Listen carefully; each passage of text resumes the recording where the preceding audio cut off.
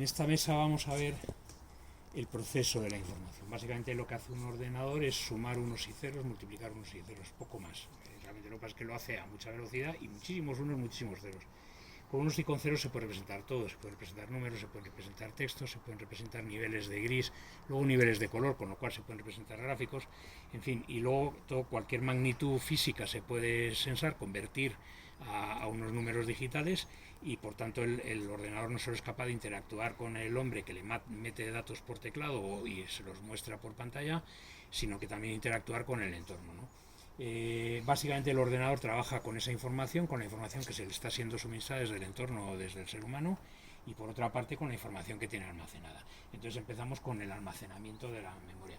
Ya habíamos visto cómo la tecnología primera que se utiliza es tecnología electromagnética, de almacenamiento electromagnético.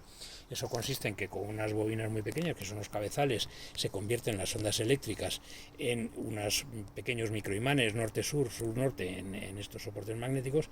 Y esto al principio se utilizó, los primeros fueron unos discos duros, que era una lámina de aluminio con este sustrato de óxido de hierro. Esa lámina de aluminio, pues este es un disco duro de 80 megas, de los años 80, por ahí, vamos, más o menos, de los 70 y algo. En el año 70 y tantos, esto que era muy aparatoso, pues a IBM se le ocurrió, para cargar el microcódigo, eso que vemos a veces en nuestros aparatos que dice actualizando el firmware, etcétera, pues para cargar el firmware de sus grandes ordenadores se le ocurrió montarlo en un disquete de 8 pulgadas. Este disquete tiene muchísimo más tamaño, lógicamente, que este, que es de 3, es más del doble. Este disquete se empezó en 1970 y se utilizó hasta 1986 o por ahí, 85. Luego salió el de 5 pulgadas y finalmente el de 3, que ya se extinguió hacia los 90.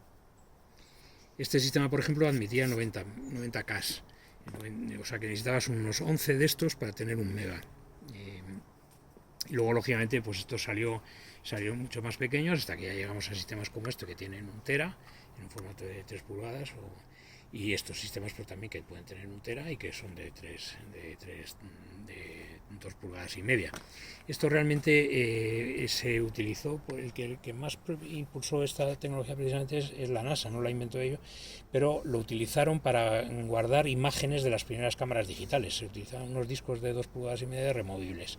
Igual que Kodak utilizaba la caseta al principio, etcétera, pues se utilizaban unos discos removibles de 2 pulgadas y media, que son estos, que son los que ahora llevamos en los portátiles. Claro, la tecnología luego va evolucionando, memoria portátil, en tarjetas compact flash o lo que sea, etcétera. Aparte de la memoria que tenemos de almacenamiento permanente, memoria externa, que es donde se guardan las grandes cantidades de datos, también tenemos la memoria interna. La memoria interna, al principio, si acercamos ahí, eran de núcleos de ferrita. Un núcleo de ferrita, en el fondo, es como un donut, una pequeña rosquilla de ferrita, y es atravesada por unos cables. Según pase la corriente en el cable de más a menos o de menos a más, entonces se genera en la ferrita, se convierte en un imán norte-sur permanentemente, como si magnetizamos la cabeza de un destornillador.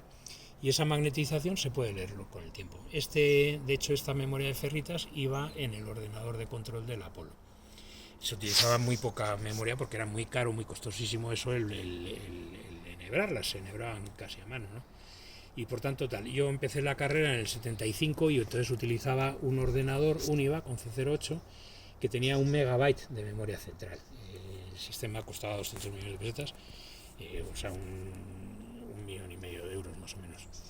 Esto tiene 16 por 16 núcleos de ferrita, es decir, 16 por 16, 256, como son 4, tiene 1024 bolitas de ferrita, anillos, donuts de ferrita, ¿vale? 1024, eso es 1K, pero no 1K byte, porque un byte son 8 bits, entonces eso es 1K bit. Por tanto, 8 galletas de estas darían 1K byte, ¿de acuerdo? 8 galletas de estas. El ordenador, el Univa con C08, con el que empecé a trabajar yo, con tarjetas perforadas, en el 75, como necesitas 8 de estas para tener 1K byte, y 1 megabyte son 1000 KB, pues entonces tenía 8000 tarjetas de estas. Es decir, era más grande que una nevera americana, el sistema de memoria, para solo 1 megabyte, ¿vale? Este sistema se siguió utilizando hasta bien entrados los 80 y tantos. Por ejemplo, ahí tenemos un sistema en donde las ferritas ya son muy pequeñas, son inapreciables prácticamente, y en este sistema tenemos 1, 2, 3, 4 por 1, 2, 3, 4, 5, 6, 7, 8, 9, 10, 11, 12, 12 por 4, 48. 48.000 bits, cada uno de estos es 1000 bits, ¿vale? Ahora son mucho más pequeños. Entonces estos son 48.000 bits, que en realidad, como son 8 bits por cada byte, pues en realidad estos son 6K bytes. Entonces necesitamos 170 tarjetas de estas para tener un megabyte, ¿vale? Y ahora, si vemos lo que pone aquí en este lateral de la tarjeta, veremos que pone 256 megabytes. Entonces decíamos que necesitábamos 170 de estas para hacer un megabyte, y esto tiene 256 megabytes, con lo cual necesitamos 43.000 tarjetas de estas para tener estos 256 megabytes. Cuando pensamos que esto tiene 256 megabytes, que esto tiene 512 megabytes, es decir, que esto tiene 86.000 veces esta información. Necesitamos 86.000 tarjetas de memoria magnética para meterla en lo mismo, una capacidad de memoria de semiconductor.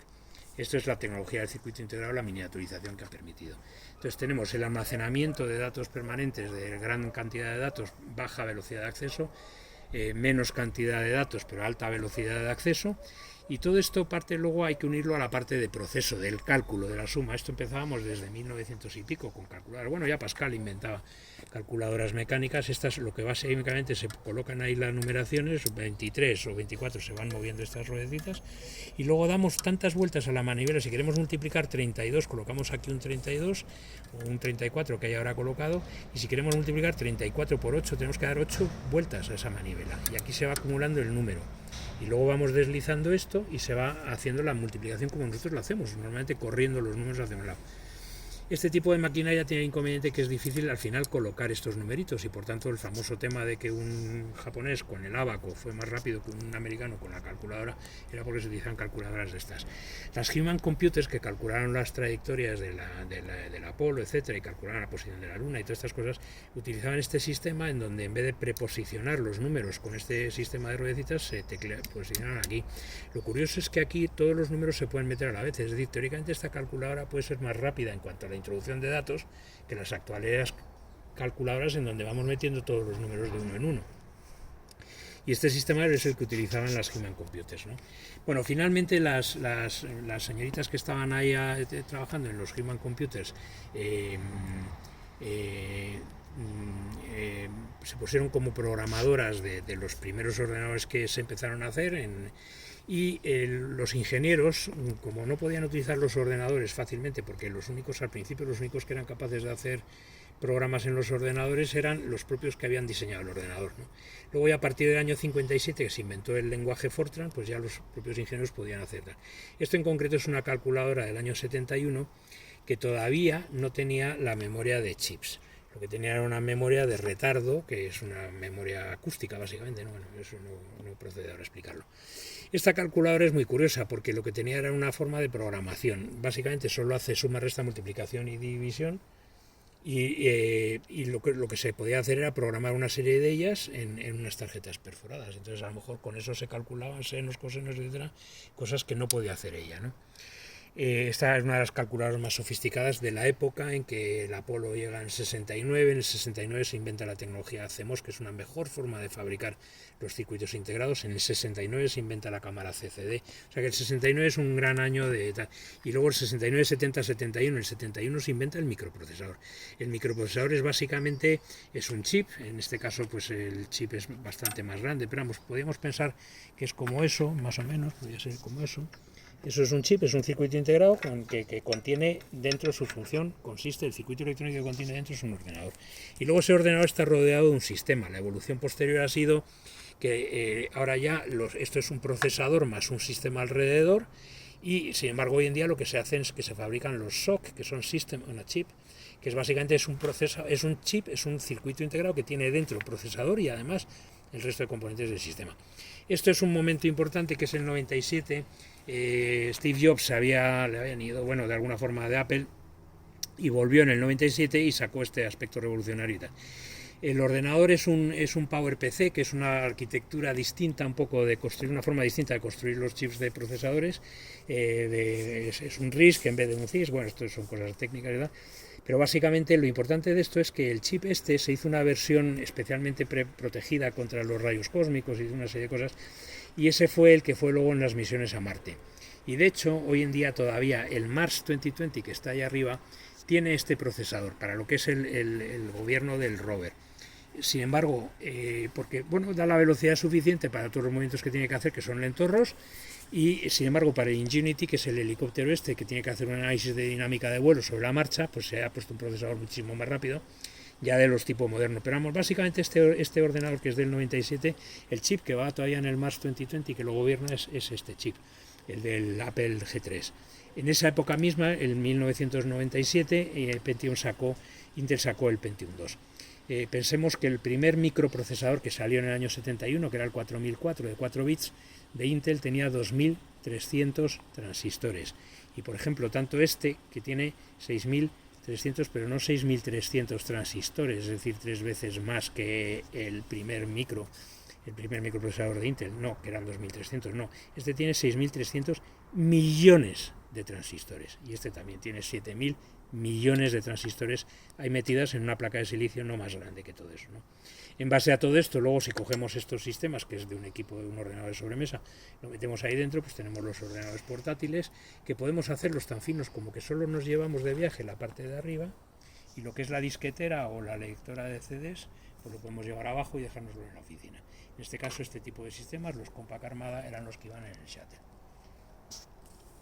Y con eso ya hemos terminado lo que es la capacidad de proceso, cómo se ha ido desarrollando y miniaturizando.